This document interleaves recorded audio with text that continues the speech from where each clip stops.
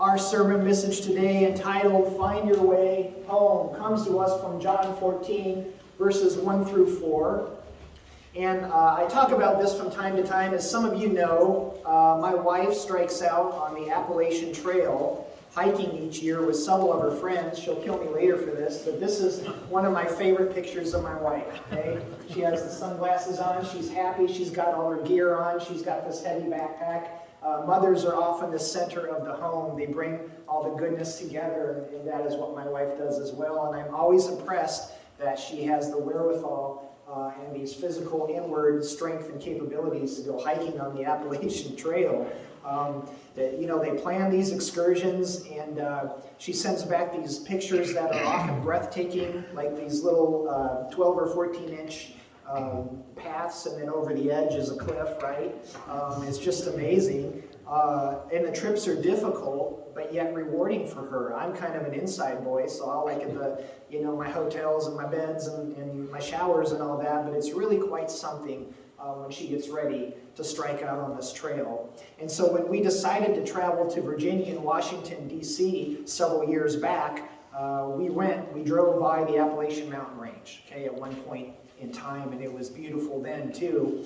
And on this particular trip, there was only a small amount of hiking because it wasn't one of the official Appalachian Trail hiking trips, but we were seeing everything, and we were like, oh cool, there's the trail. Let's get out on the trail for just a little bit. And even that little bit was kind of windy and up and down, and myself and my father-in-law and stuff, we were like huffing and puffing like that, right? But there goes Shannon, boom, down the trail, and that's when I knew she had the right stuff. So God knows what He's doing with the American landscape in this part of the country, doesn't He? It's just beautiful right here in our own country.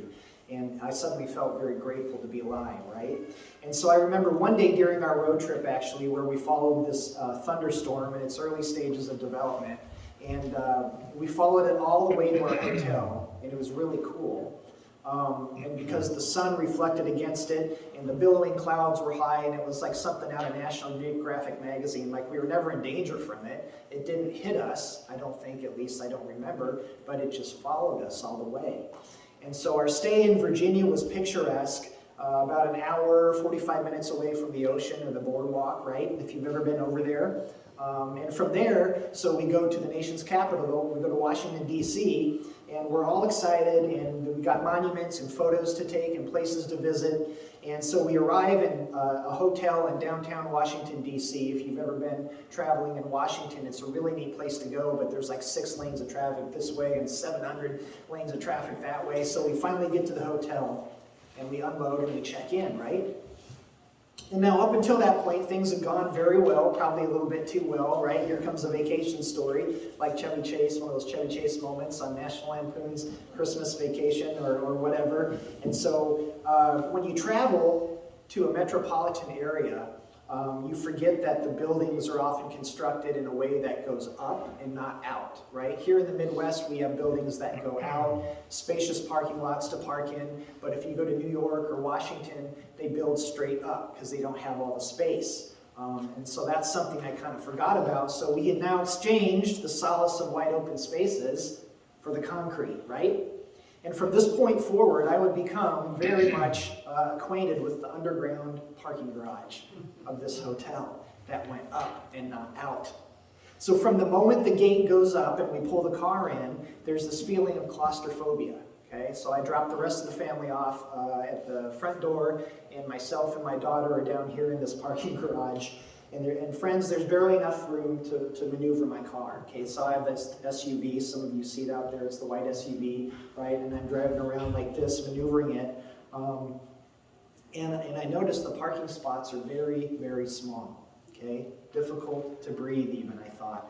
And so I grabbed this picture off the internet. This wasn't a real spot, but so imagine they all fit like that. All those parking spots look like that, and it's enshrined in concrete, so you don't get any grass or trees or anything. And that's where I'm trying to fit my SUV into where that Beetle is, right? And so things get a little bit more dicey as I'm attempting to exit the garage. So I'm driving down here, and this lady comes by me, and I will never forget the look on her face, clinging to that steering wheel like this as she goes by me. And there were maybe 3 inches between our cars as we glide past each other, and because we're both nervous, too afraid to make eye contact, really.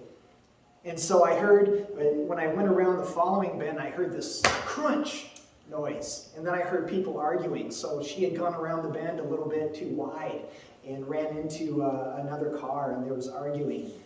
So no doubt there was trouble there. And so the pinnacle of anxiety, and Shannon knows I tell this story, and it really was a good vacation, by the way. Just this occurrence in the parking garage was quite something.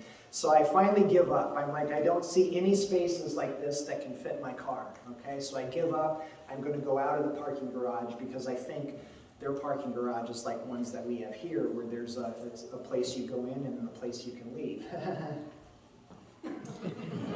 And so I get to the end of the parking garage and I see a wall. Just a wall. Just a concrete wall with some wooden pallets in the corner.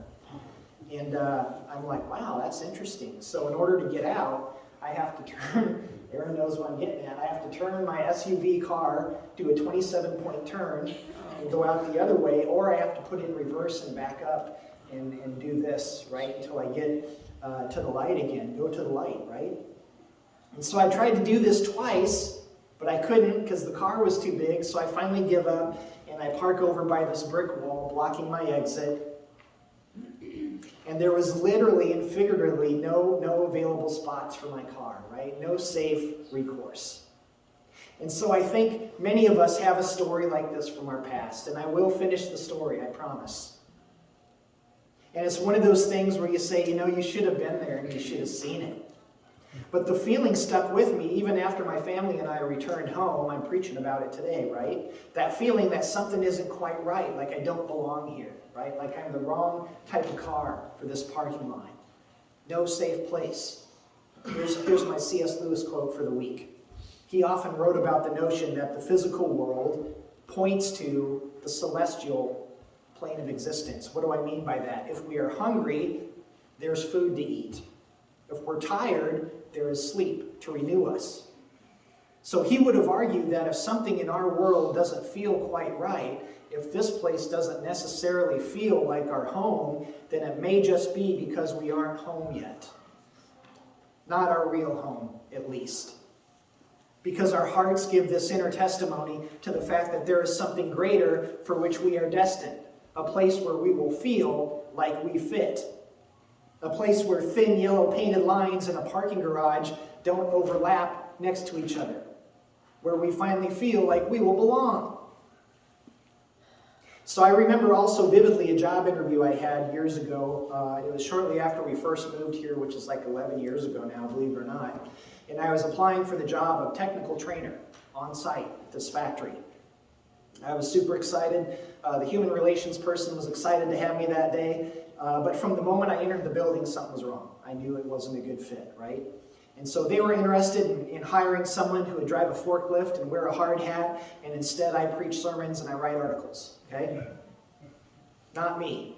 And so I remember they were taking me around this tour of this place, and then I got to a certain point, and there was a piece of tape that said, you can't go any further unless you're wearing steel-toed boots. I'm like, what's a steel-toed boot? So I wasn't allowed to go on, okay?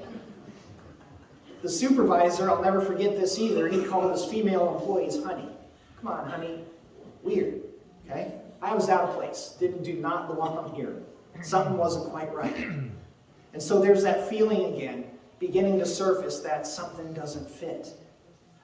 So we got parking garages and job interviews, that's one thing, but what about when people have these feelings and they give rise to something a little more serious? What if people feel like they don't fit in life? What happens when people allow that feeling of being lost to turn into hopelessness and despair? It's easy to do because in photographs, everyone looks so happy all the time, right? Sure they do. They show photos of vacations and grandkids and new cars and big houses and everything going right. And only occasionally does real life sneak in and someone posts something about a tragic event or an addiction they're struggling with, right?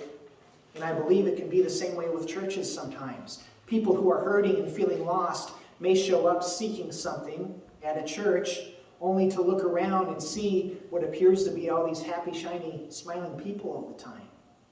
And they might think no one is here struggling the way I'm struggling. And after we sing several songs about God's glory, this person might feel like, you know what, it's time for me to leave because I don't fit in. And they thought church would be different. They had hoped people would show their brokenness more openly. Now, we in this church, we know each other well enough that authenticity is not a problem, okay? We're kind of over that hurdle, I think, most of the time, and that's really neat. But for many churches in many places, I think it's still an issue, right? People come to church and they get the Sunday show, right? But what does God say about preparing a place for you and I in a world where hope is difficult and fear is prevalent? Here's our base scripture. Do not let your hearts be troubled. Trust in God. Trust also in me. In my Father's house there are many rooms. If it were not so, I would have told you. I'm going there to prepare a place for you. And if I go and prepare a place for you, I will come back and take you to be with me, that you also may be where I am. You know the way to the place where I am going.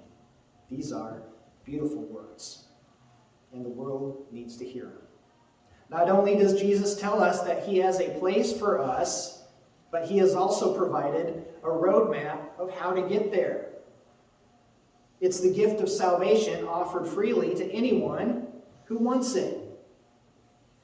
And this is another one of my favorites, Romans 10:9, that if you confess with your mouth Jesus is Lord and believe in your heart that God raised him from the dead, you will be saved. There's part of the roadmap. We live in a world where you can feel things aren't quite right. It's getting harder and harder to ignore that, okay? We often feel out of place, alone, maybe hopeless.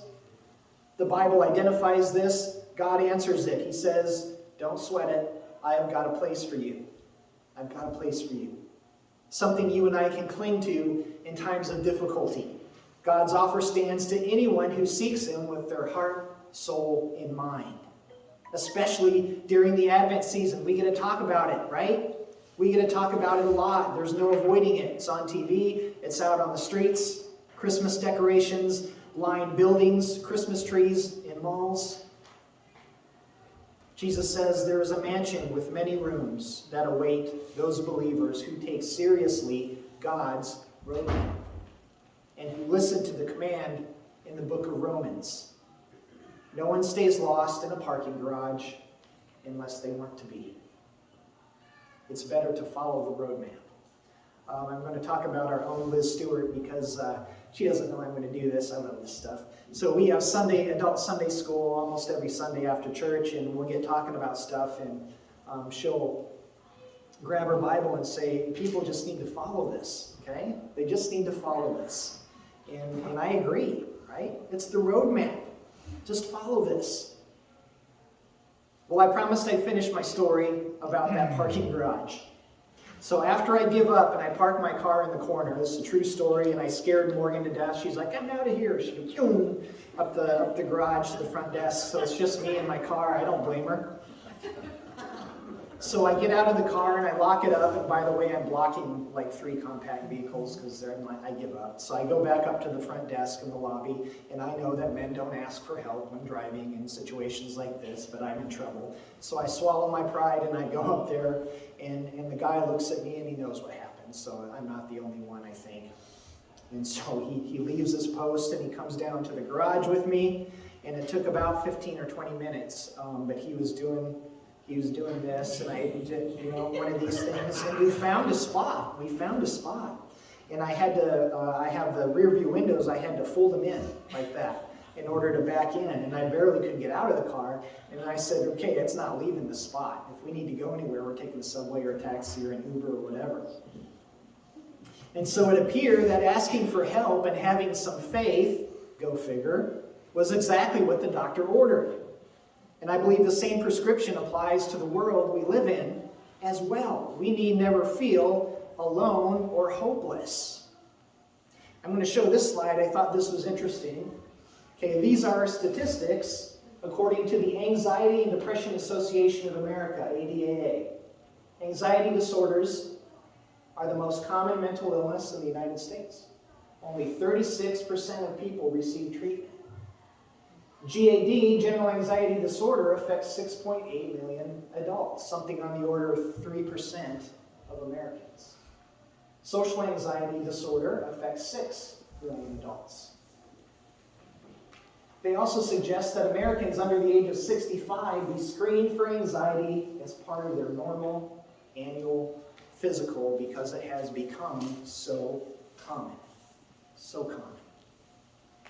To me, this speaks to an entire segment of our population who might feel alone or out of place, like they don't belong.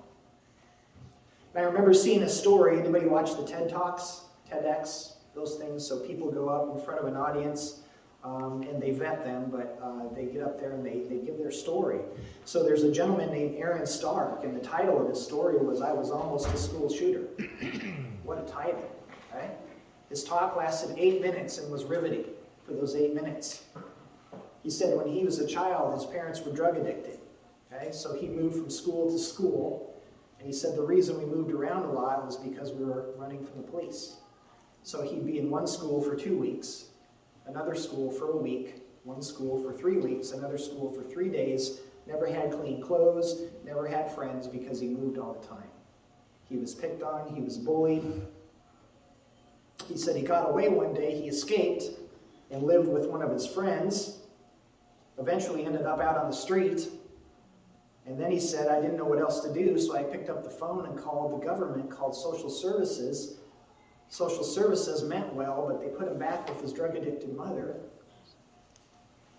And earlier that day, that morning, he tried to commit suicide with razor blades, and on the way home in the car, he said his mom turned to him and said, next time, buy some better razor blades so you do the job right.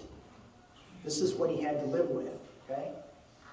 This is what can be out there. And so he talked about that evil and that hurt and that loneliness and how his friend, one friend, changed his life. And by the end of his talk, of course, he said, my family's in the audience, I have 4 kids. And then he pointed at his friend, he said, there's my friend that helped me, okay? He said he felt like he never belonged, hopeless, in despair. Friends, there are people in this church willing to listen and help.